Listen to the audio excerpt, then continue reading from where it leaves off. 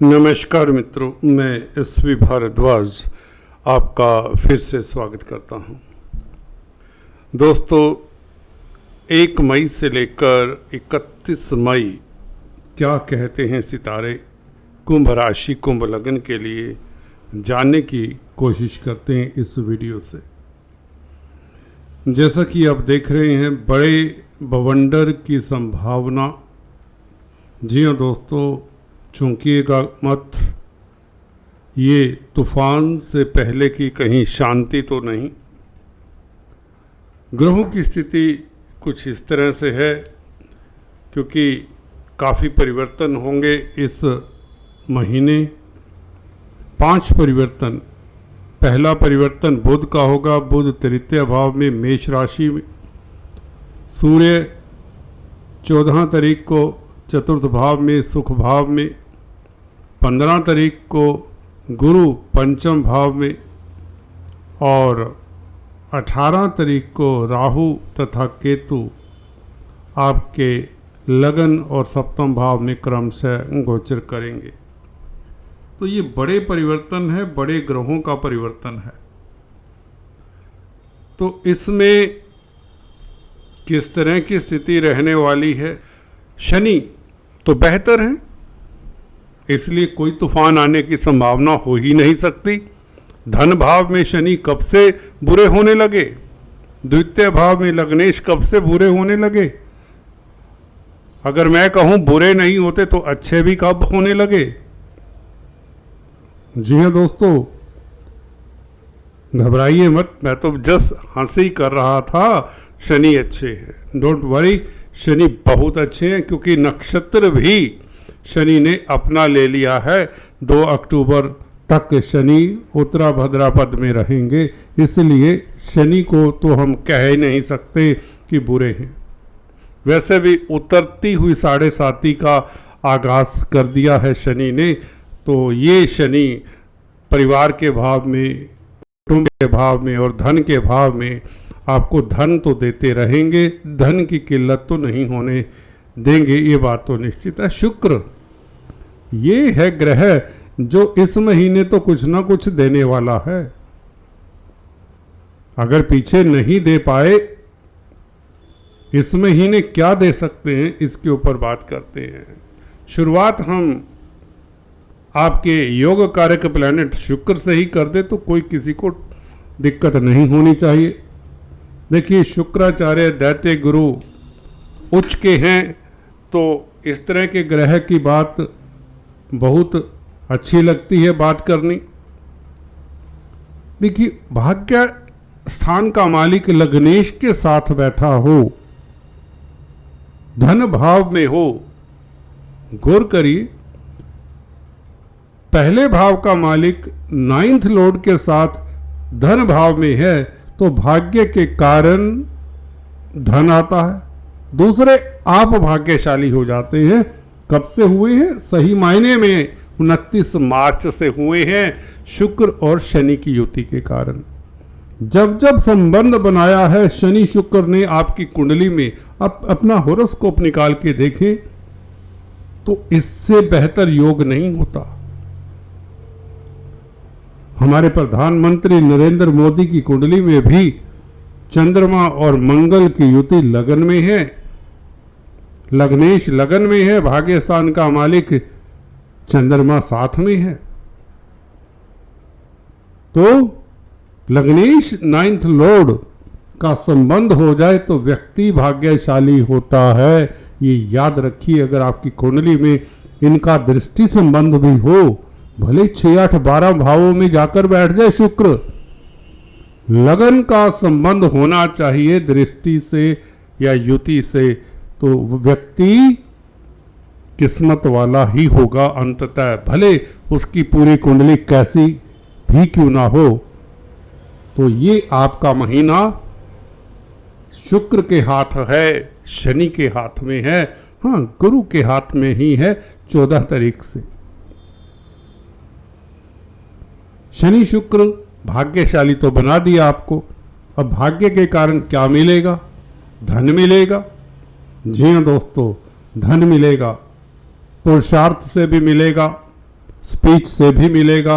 अगर आप वक्ता प्रवक्ता हैं तो निश्चित तौर से आपके पास धन आएगा।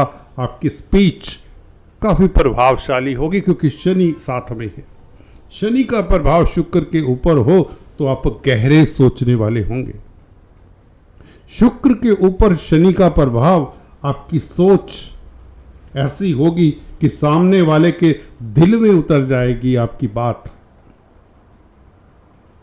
ये आपकी पर्सनैलिटी के ऊपर भी काफ़ी गहरा इफेक्ट डालते हैं शनि शुक्र इस महीने की बात करें तो, क्योंकि राहु आगे चले जाएंगे, बुध भी आगे चले जाएंगे, राहु पीछे चले जाएंगे कहें तो उस नज़र से, तो दोनों को अकेला छोड़ देंगे।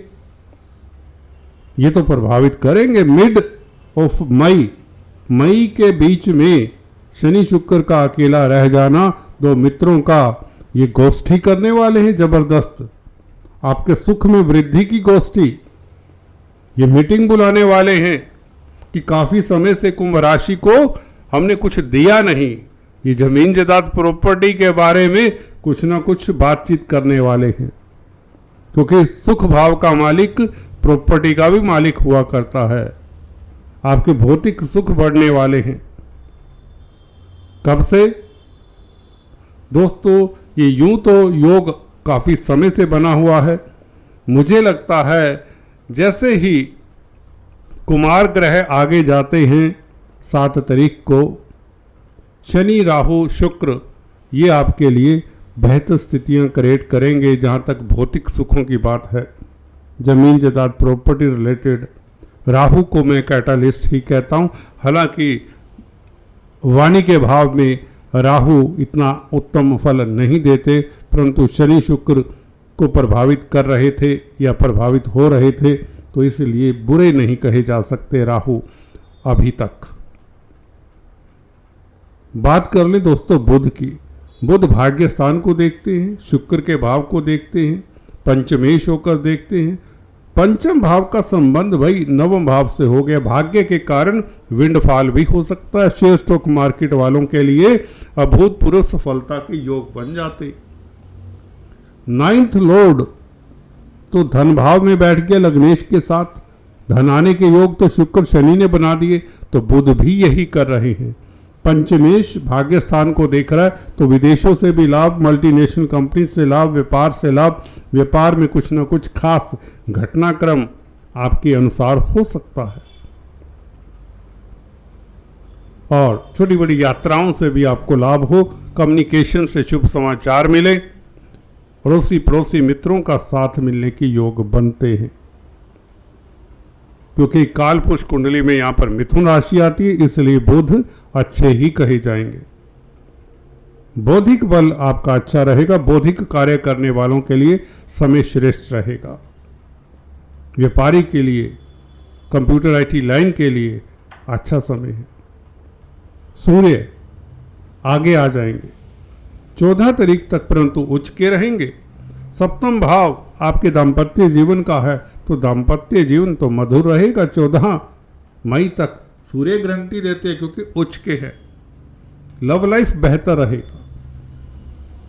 और व्यापार में भी, प्रतिस्पर्धा में भी, कंपटीशन में भी सूर्य आपको आगे रखेंगे। शासन सत्ता से जुड़े हुए लोगों के लिए अच्छा रहेगा। सरकारी क्षेत्रों से सफलता मिलेगी। 14 मई तक सूर्य वैसे भी बुध के साथ रहेंगे। 7 मई से 14 मई तक बुध आदित्य राजयोग के कारण आपको सफलता मिलेगी। आपका बौद्धिक बल अच्छा रहेगा। आप जो पिछड़ गए होंगे, किसी भी फील्ड की बात करें, कुछ भी बात करें, अब आप के विचारों में एक पैनापन आ जाएगा। एक नई सोच क्रियान्वित होगी। बुध और सूर्य के योग के कारण 14 तारीख तक आपकी तार्किक शक्ति का जवाब नहीं। वाक्पटुता के कारण आप अच्छे वक्ता प्रवक्ता बनेंगे, अच्छे एडवाइजर, अच्छे सलाहकार बनेंगे। ऑनलाइन बिजनेस करने वालों के लिए ये सप्ताह यादगार रहने वाला है। 7 तारीख से लेकर 14 तारीख तक। कम्युनिकेशन के क्षेत्र में है तो यादगार समय रहेगा। इलेक्ट्रॉनिक प्रिंट मीडिया में कामकाज करते हैं, जर्नलिस्ट हैं। सूर्य चतुर्थ भाव में, सुख भाव में आपके सुख में वृद्धि करने वाले हैं। सप्तम भाव का मालिक चतुर्थ भाव में बैठे और कर्म भाव को देखे तो सूर्य प्रकाशमान करते हैं आपके कैरियर को। कैरियर में जो स्लोनेस आपने देखी है, मंदा अगर आपका कैरियर रहा है, आपका जॉब, आपका व्यवसाय किसी तरह से मंदी की मार सह रहा था, तो सूर्य उस मंदी की मार को ख़त्म करते हैं 14 तारीख के पश्चात भी, क्योंकि सूर्य केंद्रस्थ हो, सुख भाव में हो तो अच्छा है। हालांकि शुक्र की राशि में है, शुक्र उच्च के हैं, इसलिए सूर्य डेफिनेटली आपके स्टेटस को भी बढ़ाते हैं। कोई बड़ी अपॉर्चुनिटी आपको मिल सकती है कामकाज के रूप में, कोई नया काम मिल सकता है, बिजनेस करते हैं कोई नई डील मिल सकती है। नौकरी में भी अगर आप हकदार हैं प्रमोशन के तो प्रमोशन हो सकती है। हाँ, यात्राओं के योग भी बनाता है सूर्य, घूमने फिरने के योग भी बनाता है। पब्लिक में प्रतिष्ठा, समाज में प्रतिष्ठा, पोजीशन, स्टेटस, ये सब सूर्य देता है चतुर्थ भाव में। केंद्र का मालिक गुरु, देवगुरु बृहस्पति, ये आपके सभी तरह के तूफानों को खत्म करते हैं। मन के तूफान हो, आंतरिक तूफान हो, बाहरी तूफान हो, यूं कहें सभी तूफानों का अंत करते हैं।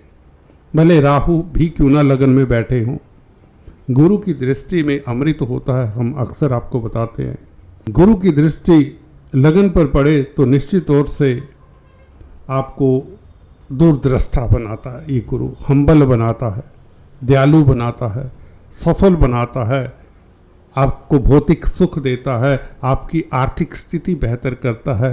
15 तारीख से गुरु का ये प्रभाव साल भर के लिए, पूरा साल आपको सुखी रखता है। धन भाव का मालिक गुरु, धन का कारक, धन तो देगा और भर भर कर देगा। अपने भाव को देखता है, 11वें भाव को, तो कमाल होगा। राहु कैटालिस्ट का कार्य कर जाएंगे गुरु के कंट्रोल में। राहु ने किसका फल देना है? गुरु का फल देना है। गुरु क्या है? 11वें भाव के मालिक। तो यहां पर राहु क्या करने आए हैं? लाभ स्थान का फल देने आए हैं। राहु यहां पर लाभ ही लाभ, चारों तरफ से लाभ करवाने वाले हैं। और क्योंकि गुरु की दृष्टि में, गुरु 11वें भाव के मालिक है। राहु वैसे भी 11 नंबर की राशि में है, शनि की राशि में। शनि की राशि 11वें भाव में आती है, शनि धन भाव में है। तो राहु इस नाते भी शनि का भी फल दें तो शनि तो धन भाव में, तो धन की कमी ना होने देंगे, ये तो स्टैंप लगाते हैं। मंगल, जी हाँ दोस्तों, मंगल से थोड़ा सा बचकर निकलना होगा हमें, खासकर जिनकी मंगल की दशा अंतर्दशा है, उन्हें हनुमान जी की शरण में रहना चाहिए। देखिए, छठे भाव में मंगल, यूं तो छठा भाव रोग, कष्ट, ऋण का है, यहाँ पर नीचगत राशि में होने से, पर क्रूर ग्रह हैं। एक बात याद रखिए, क्रूर ग्रह उपच स्थान में बुरे नहीं होते, कमजोर हैं। इसलिए कैरियर का मालिक भी है, 10th हाउस का मालिक है। नौकरी करने वालों को सतर्कता के साथ काम करना चाहिए, अपने कामकाज को मुस्तैदी से करना चाहिए। आपके हिडन एनिमीज, यूं कहें कि कहीं ना कहीं लेग पुलिंग कर सकते हैं कार्यस्थल पर। 10th लॉर्ड थोड़ा सा कमजोर है नीच होने के नाते, परंतु है छठे भाव में, इसलिए कोई दिक्कत की बात नहीं है। आपको एनर्जाइज तो करता ही है। विदेशों से शुभ समाचार मिले, क्योंकि 12वें भाव के ऊपर उच्च की दृष्टि है इस मंगल की। मेडिकल क्षेत्र से सफलता मिले, सोशल वर्क से आपको लाभ हो, धर्म कर्म में आपकी रुचि रहे, धार्मिक यात्रा के योग भी बना देता है ऐसा मंगल। तो कुल मिलाकर केतु की अगर बात करें, केतु दोस्तों मोक्षाकारक ग्रह है। ये आपके वैवाहिक जीवन में क्वेश्चन मार्क ना खड़ा करे, इसलिए केतु के उपाय करते रहना चाहिए 18 महीने। हालांकि प्रोफेशन व्यापार को कोई दिक्कत नहीं दे सकता, क्योंकि उसका कंट्रोल गुरु के पास है, उसका कंट्रोल शनि के पास है, शुक्र बुध के पास है। तो केतु सप्तम भाव जो कि खास आपके दाम्पत्य जीवन का है, उसके लिए आपको चींटियों को आटा शक्कर डालते रहना चाहिए, काले सफ़ेद कुत्ते को कुछ ना कुछ खिलाते रहना चाहिए, या काला सफ़ेद ब्लैंकेट जिसमें 2 रंग हो हर 2-3 महीने बाद मंदिर में दान करते रहना चाहिए। केतु के बीज मंत्रों का जाप करना चाहिए, और जब मंगल केतु इकट्ठे हों तो ये निश्चित तौर से करना चाहिए। आज इतना ही। Please do subscribe, like and share. Thanks for watching this video. Subscribe करना मत भूलें। कमेंट करके बताएं आप किस तरह के वीडियोस देखना चाहते हैं। फिर से मिलेंगे, तब तक के लिए stay tune. Thanks for watching this video.